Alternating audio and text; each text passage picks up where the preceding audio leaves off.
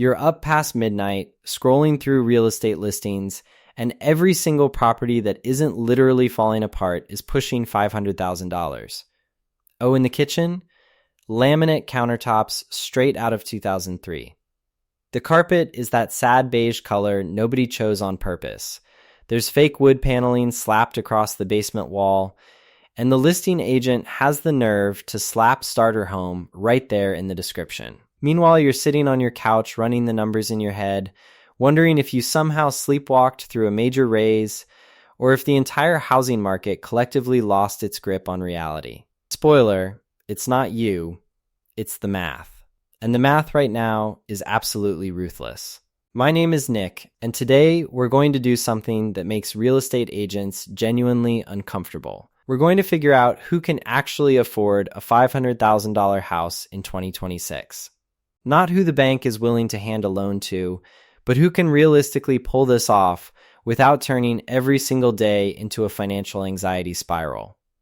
Because there's a massive gap between qualifying for a mortgage and actually being able to close your eyes at night after you've signed your name on those papers. Let's start with the ugly truth nobody wants to say out loud. In dozens of markets across this country right now, $500,000 is the floor. Not a luxury price, the starting point. That's not landing you anything special. That's getting you maybe 1,200 square feet, 3 bedrooms, 2 bathrooms, and a backyard roughly the size of a parking space. In places like Denver, Austin, or anywhere within driving distance of a major city, $500,000 is what regular working people are somehow expected to scrape together for completely ordinary houses. The median household income in America sits around $84,000. So we're essentially asking families bringing home $84,000 a year to afford homes priced at 6 times that. If that ratio makes your stomach turn, good. You're seeing it clearly. But everyone around you keeps saying it's doable. The mortgage broker tells you you're approved. Your parents remind you they bought a house on way less. Some guy on TikTok is flipping properties with 0 money down and a ring light. So what exactly is the problem? The problem is that nearly everyone involved in this process is lying to you about what the word affordable actually means. Let's start with the down payment, because that's the first place most people's homeownership dreams completely collapse. The traditional rule is 20% down on a $500,000 house. That's $100,000 in cash sitting in your account. Say that out loud. $100,000. The median American savings account holds around $8,000. So you're not just a little bit behind. You're $92,000 short before you've even looked at a single home in person. And before you tell me you'll just save up, let's run that math too. If you're pulling in $84,000 a year and you somehow manage to put away 10% of your gross, which almost no one consistently does, you're banking $8,400 per year. At that pace, it takes you 12 years just to reach that down payment, and that's assuming home prices stay flat, which they absolutely will not. All right, so say you skip the 20% and go with 5% or 10% down instead, which is what most buyers actually do. Congratulations, you've just unlocked a brand new monthly expense called PMI, Private Mortgage Insurance.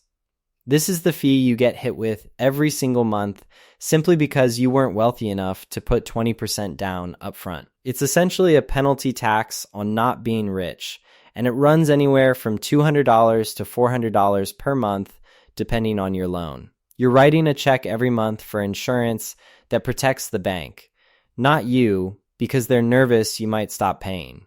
So you're already starting this whole thing from a position of financial disadvantage.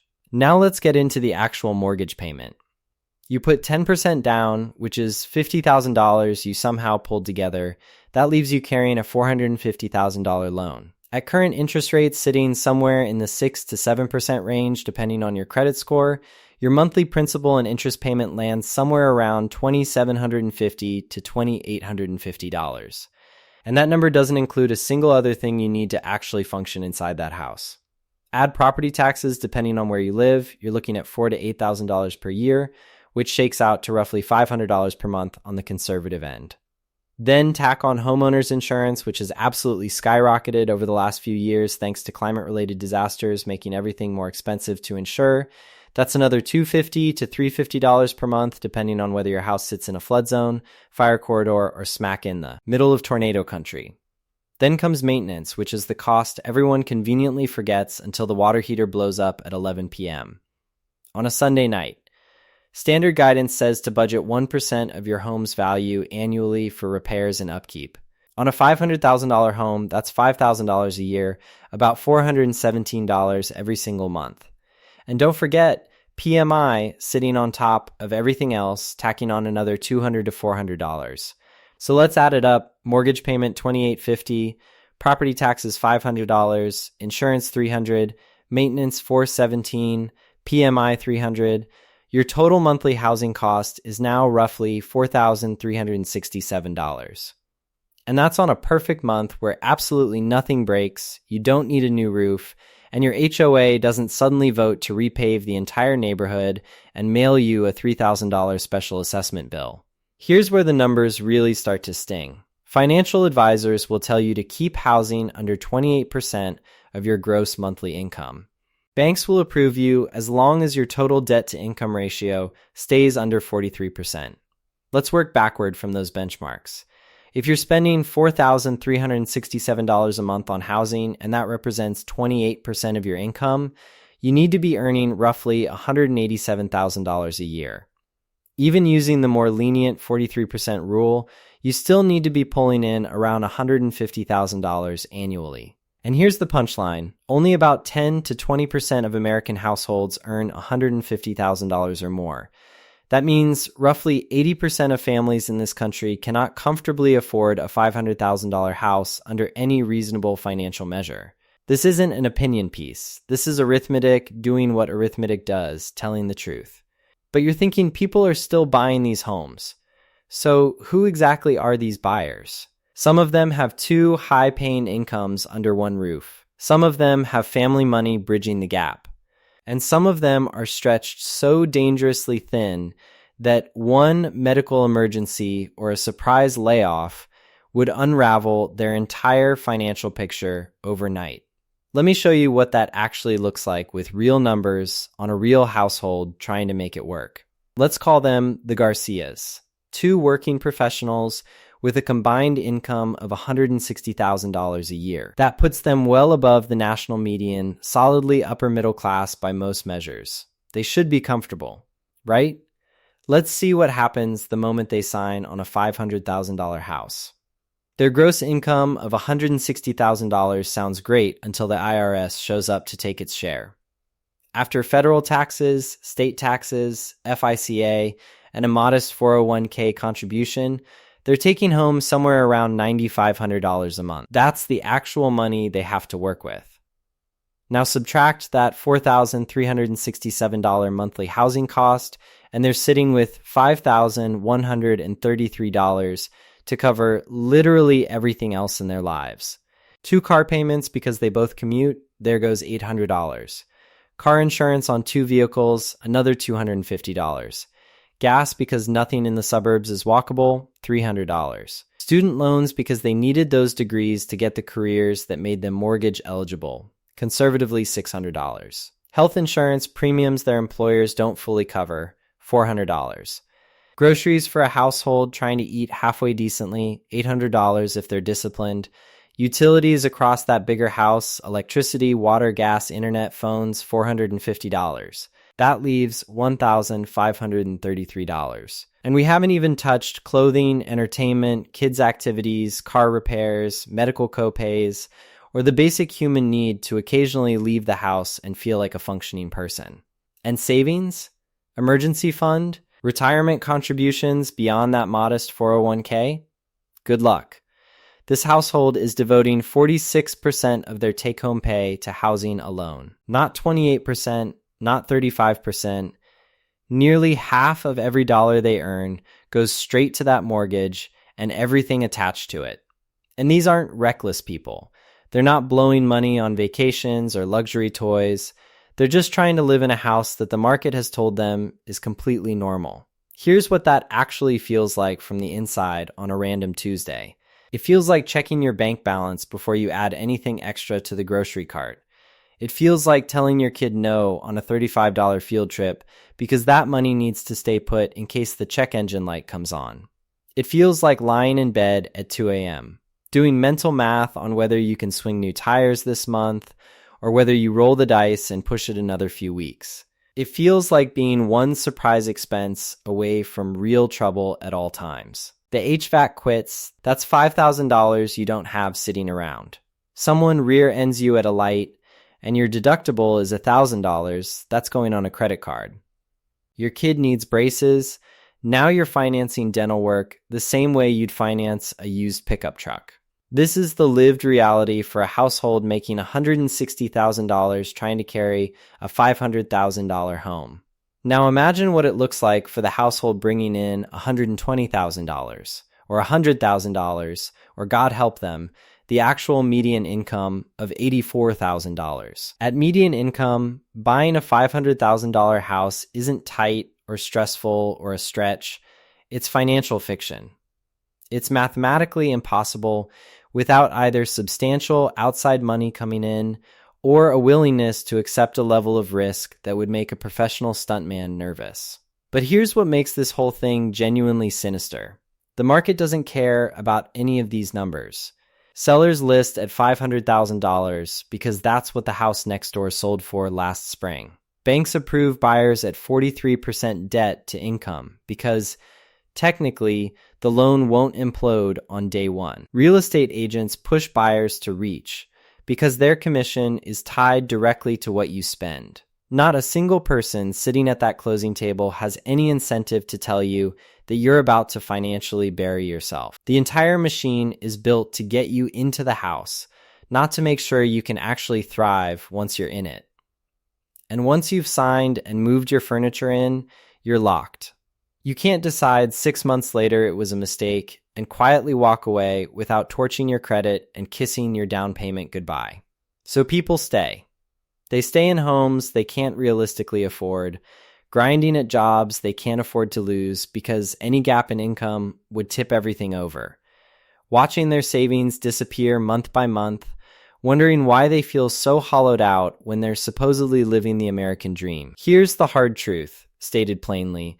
For somewhere between 70% and 80% of American households, a $500,000 home is not affordable, not sustainably, not without accepting a level of financial fragility that would have been considered genuinely irresponsible a generation ago. And this is not a personal failure story. This isn't about working harder or budgeting more cleverly. This is about a housing market that has completely lost contact with what people actually earn. Home prices are up roughly 400% since 1990. Median household income over that same stretch, up about 180%. The gap between those two numbers is where the American dream went to die. And yet we keep pretending the math works. We keep telling people that homeownership is the cornerstone of building wealth, which is technically true, while completely skipping over the part where you have to survive the mortgage to get there. We keep selling the fantasy that if you just budget tighter, cut the coffee runs, and hustle on weekends, you can close the gap. But no amount of personal discipline fixes a structural affordability problem. You cannot save your way to a down payment when rent is already eating 40% of your paycheck. You cannot manifest a lower interest rate through sheer optimism. What you can do is understand the real numbers clearly enough to make a decision that actually protects your future. Maybe that means continuing to rent and investing the difference you'd be spending on ownership costs. Maybe it means looking seriously at a $350,000 home, even if it means a longer drive or a smaller yard. Maybe it means accepting, without shame, that buying in your current market right now simply isn't the move. And that is a completely valid and intelligent conclusion. Because here's what nobody in the industry will ever say to your face. There is no prize for buying a house you can't afford. There is no trophy handed out for being house poor. The pride you feel the day you get the keys will evaporate pretty fast when you're checking your balance before every grocery run. The real question isn't whether you can technically get approved for a $500,000 mortgage. The real question is whether owning that house will genuinely make your life better, or whether it will just redirect your income to a bank while you lie awake worrying about property taxes. And for most people, when you actually run the honest numbers instead of the optimistic ones, that answer becomes uncomfortably obvious. So let's be direct about what this means for you right now. If you're looking at a $500,000 home and your household income is anywhere below $140,000, you need to pump the brakes completely. Stop the search. Step away from Zillow. Because you are about to make a single financial decision that will dominate and potentially damage the next 10 years of your life in ways that are very hard to undo. I don't care what the mortgage broker told you you're approved for. I don't care what your real estate agent says is just how the market works right now. I don't care that your coworker somehow made it work. The numbers don't adjust for your feelings or your timeline or how badly you want a kitchen you can take photos in. They just are what they are. And let's talk for a second about what happens when people ignore this.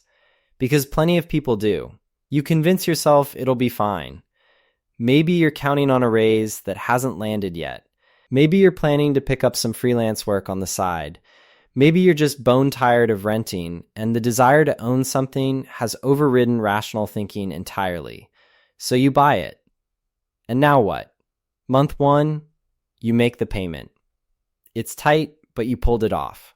Month 2, same thing. You've stopped eating out and dropped the gym membership, but you're hanging in. Then month 4, your car needs new brakes. That's $800 that has nowhere to come from because every dollar was already spoken for.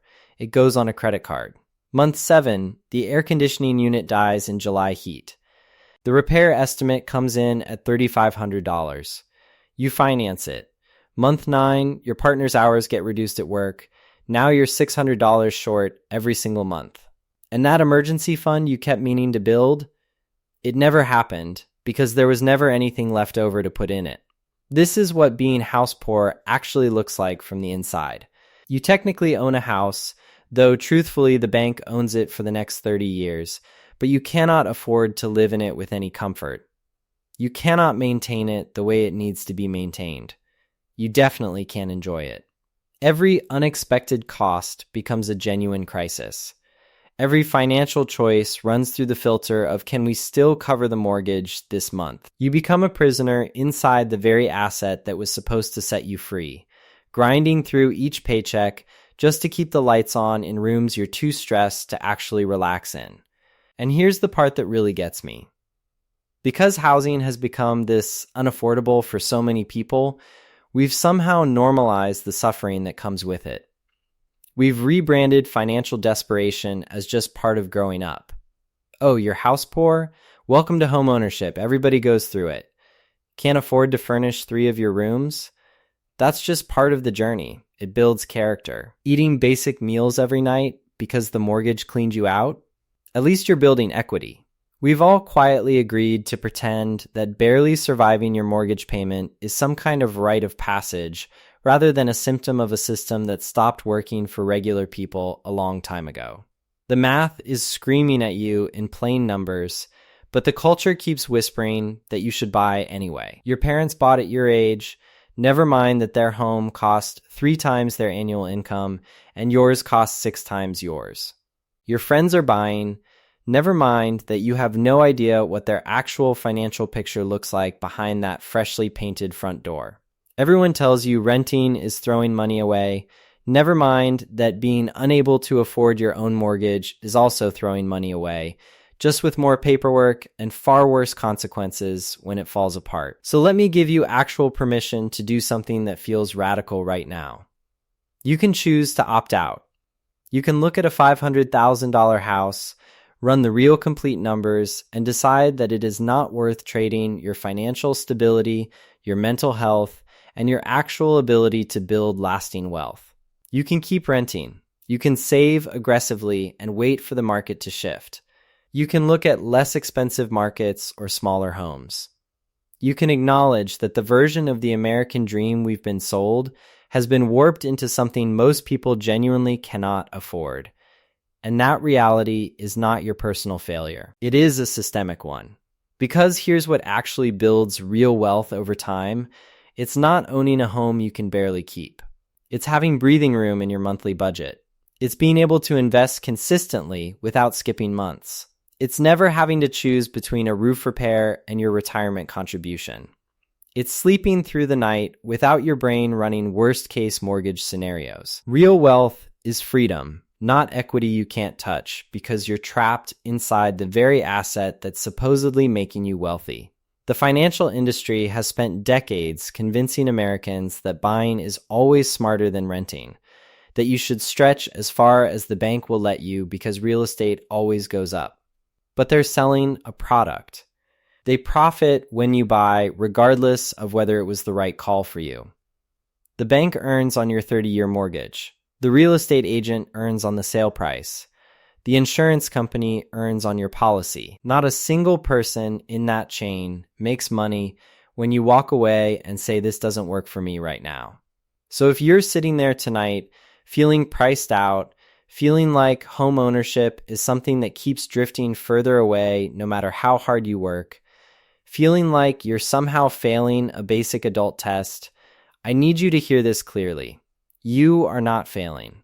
The system is failing you. Home prices have outrun wage growth so dramatically over the last 3 decades that what was attainable and normal for previous generations has quietly become a luxury for most people today. A $500,000 house is not a starter home. It is not affordable on a median income. It is not something worth stretching yourself to the breaking point over unless your income can genuinely support it without financial gymnastics holding everything together. Run your actual numbers. Include every cost. Be honest with yourself about how stable your income really is. And if the math doesn't hold up, walk away without guilt. There is no shame in saying this doesn't make sense for me right now. There is no award for buying a house that makes you miserable every single month. The real win is making decisions based on what's actually true. Your real income, your real expenses, your real risk tolerance, rather than what you wish were true or what social pressure is telling you to do. That's how you avoid becoming someone else's cautionary tale about what a $500,000 home actually costs in 2026.